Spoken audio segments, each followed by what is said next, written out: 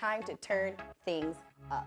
This pre-workout combination of Expedite and Aerobatine is the Fat Attack Stack from Snack. I usually take both about 15 to 20 minutes prior to my workout. It's the perfect time to get after it. He can have this fight, man. If it is a close fight, you win. Amazing. It becomes an advantage when you don't get the nod in some of those fights. When you lose it, I think it forces you to look at every dimension and everything that you did or did not do that may have cost you to lose that fight. So even though fights were close for me and I lost those fights, I think if they're close and I win, I may not look at them the same. So definitely a lot of advantages coming from the adversities I've had in terms of having not won some of those close fights that I lost. I think that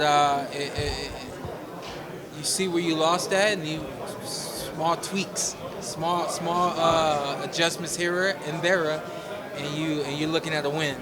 And that's what I expect to do against Terence Crawford. It seems like it's the importance of every second, the amount of activity that you're going to bring forth. Yep. My fights are not 3-minute fights. They're you break that down to 60. That's 180 seconds. My every second of every round means something for me because I'm always moving and I'm always trying to create something in the ring. And I think that when you're not used to that type of tempo, that type of pace, in terms of trying to prepare for it, you may miss something in preparation. So I think that's always going to be an advantage for me. My pace, my tempo, the understanding that I fight 180 seconds of every round, not in spurts of a 3-minute round. And that's a big adjustment that he's going to have to make.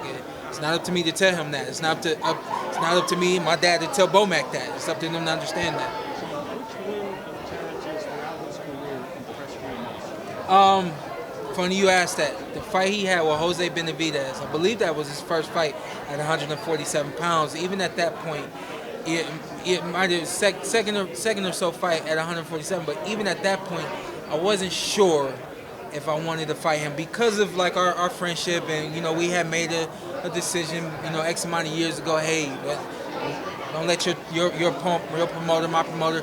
If we fight, we'll fight because we want to. Sitting there by myself watching the fight with Jose Benavidez, and when I saw him in that 12th round do what he did to Jose, I sat back just like this. I said, man, I might have to fight this dude. It doesn't get any better than that, and he's just been dominant ever since that fight. So. Way back when he fought Jose Benavidez, that's when I was really started to turn my wheels of getting in the ring with Terence Crawford. I guess. I think maybe the most challenging. We saw some challenges there against the Mean Machine. I felt like TGB took a shot at the Mean Machine right there, but there was some adversity there for Terence in that fight, and I think. Some things to take a look at for ourselves in terms of how to, reach that kid and touch that kid and what we can put him on his butt with. You guys did knockdown in that fight against him. Did you think that was a knockdown? It was a knockdown. Don't even ask me. Everybody knew that the Mean Machine knocked down Terence Crawford. Shawn, you guys faced off, and then you started smiling. What did he tell you? What did you tell him? I don't know what was going on with that, man. I don't know. I don't know whether or not I should read into it. Maybe I'll revisit it later, but he says, I'm laughing because you said see you later, bud. And I said, well, hey, this is later. Yeah. Nothing but pleasantries up here. But like he said, November 20th, ain't no thing for me to put that aside. And, I'm definitely going to take respect for him in the ring. How could I not? But at the same time, I'm looking at him like he's just another adversary for me. What's the story with your dad and him almost getting in a fight? Go ahead, Dad, tell him. Just the shortest version I can give you. Terence was a hothead outside of the ring. So he used to get in trouble with other fighters. I mean, he would, if you bumped into Terence, you didn't say, excuse me, you were just joking around with Terence, he'd come after you. And we'd have to break Terence up from situations like that. So he spoke about being in Venezuela. A little bit more than that, though. It wasn't just bumping, a little bit more than that. Okay, well, whatever. But he was a high. Whatever it was, he carries that into the ring. And a lot of times he had it outside. So we're in Venezuela. We look up in the stands, and there's a fight going on. The problem I have with it as a coach is it's an American fighting an American, and it's Terence, you know. So we had those situations with him where we'd have to reprimand and say, hey man, you know, stop doing this or that, and he would come right back at you.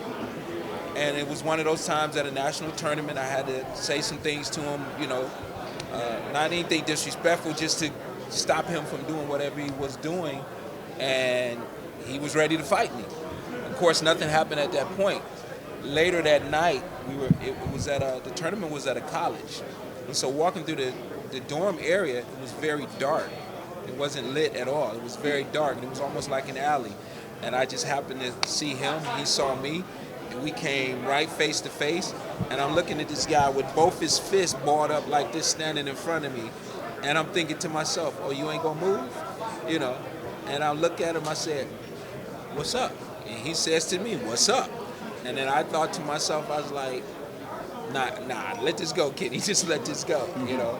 And we both turned. We didn't just walk away from him. We both turned and watched each other, and then we walked away, you know? And that's why he's laughing. But for me, that showed me who he is in and out of that ring. So, again, you know, when the question was, do you prepare differently? Yeah, you definitely have to do other things that you've never done before. You know what I mean? And his mentality, real quick, but his mentality of fighting every second of every round is what we have to do. We have to, you know, we have to do that to be successful. Hey, Shawn, how you doing? Robert Cook with GMT, the Great Quarterback. Good to see you, man. Everybody's trying to make this the career-defining fight for Terence Crawford. How are you taking this for you? Shawn Porter, because you've been in the biggest and you were one of the most exciting fighters in the game. How are you really taking this just like genuine? Yeah, but you know what? I'm taking it genuine. Genuinely. Yeah. I'm from No, you good. No, you good. I was like, I didn't really realize I was saying I'm being genuine, but that's who I am as a person. You know what I mean? So, you know, my dad's talking about, we know that we're gonna get a mean Terence Crawford in the ring. We know that we're gonna touch gloves at the beginning of it, before this fight starts, and then there's nothing in between then. That's just who he is, and we're prepared for that. For me, this is the fun side of it. You know what I mean? This is the side that you're supposed to enjoy. You're supposed to speak from your heart, say how you feel, so on and so forth. So it's easy for me, man. This is a career-defining fight for him and myself. We're both we are in our primes right now. This is a rare treat for the boxing world, you know, where neither of us have been hurt in the boxing ring. Like, you got two guys that are practically 100% getting in the ring against one another, and that's rare, you know. So this is a big deal for both of us. I don't care if people shed more light on his side of it than they do on my side. I don't care. At fight night, I'm gonna do what I gotta do. I'm gonna win this fight. Shawn, please. Shawn, do you feel like Terence's counterpunching is the biggest challenge in overcoming his style? You know what? I think that I think the number one side of my game plan is to take control, and to make him react to what I need him to react to. Take away that kind of punching ability that he has. He's a very good counter puncher. I don't know if people realize that about him, but he is. He's a really good counter puncher. But for me, it's my number one game plan is to make him react and not allow him to take control of this fight. Shawn, please. I believe that Terence Crawford is more dangerous. Remains to be seen, but both guys, I think and felt at that point in time before I fought Errol that they were the best out there. Still feel that way. Feel that he's the next best. So I've taken on Errol, and now it's time for Terence. Shawn, please. There is a lot of respect, but you could define yourself like the most dangerous fighter for Crawford. Yeah, no, I am. I'm the most dangerous fighter for Crawford. I think one thing that people, you probably, I'm sure you've heard this, but don't really understand it. When we go into the ring, a part of us is always left in the ring. It's something you always hear. It's not always the case. It always depends on who you're fighting and how that fight goes. Anyone that gets in the ring with me does not leave that ring the same way that they entered the ring. Terence Crawford is not going to be the same after he leaves the ring from fighting me. What do you think of Caleb Canelo? You've been in the ring with Caleb on Superstardom. Should be a really great fight. I think that Caleb's going to win the first half, and I think that Canelo's going to have to make some adjustments, and then we'll see what happens. I do expect Caleb Plant to win the first half of that fight, and then the second, he's got to hold on. That second half is going to be no joke for him.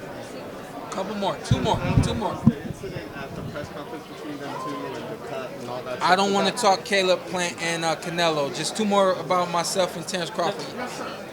Yesterday I had the opportunity to meet Mr. Tommy Hearns, and you had said this fight was an opportunity to build Hearns Hagler. Are you promising us the fireworks that Hearns and Hagler was? 100%. I am. I'm promising y'all those fireworks. He not gonna back up, and so it's gonna be a great fight. I think that in this fight a lot of people they retreat when they get in the ring against Showtime Shawn Porter. We're expecting him to retreat, but be right there at the same time. You know, so you're gonna get some fireworks. Hey Shawn, this is a question for both you and Kenny. What do you feel you guys got to do to get over the hump to get the win in this fight? For me, I think that it's. I'm probably gonna answer for both of us. I think my dad is like, hey, follow the game plan, do this, everything that I tell you to do. We're gonna prepare you, make sure you're prepared, and he and I and the entire team feel like as long as I'm prepared, there's nobody in this world that can defeat me. So you say, hey, you got 3 losses. With Those are small, minor adjustments that need to be made. We got great film to look at. We've made some adjustments. We're gonna get better. And come out, you'll see a bit better Shawn Porter than you saw against Errol Spence Jr. I think ultimately your activity is going to win you this fight. You're going to be able to outwork Crawford. I think it's just activity. It's got to be the right activity. You know, I'm talking about fighting 180 seconds of every round, but it's got to be the right 180 seconds. You know, I can't just be active. I can't just be out there throwing punches. Got to be doing the right things at the right time. Got to be smart. God bless you guys. We'll see you soon. Thank you so much for watching this video, and make sure to subscribe for more videos of your favorite fighters over here on Fight Up TV, and give us a follow online as well at Fight Up TV on Twitter and on Instagram. We appreciate it, guys.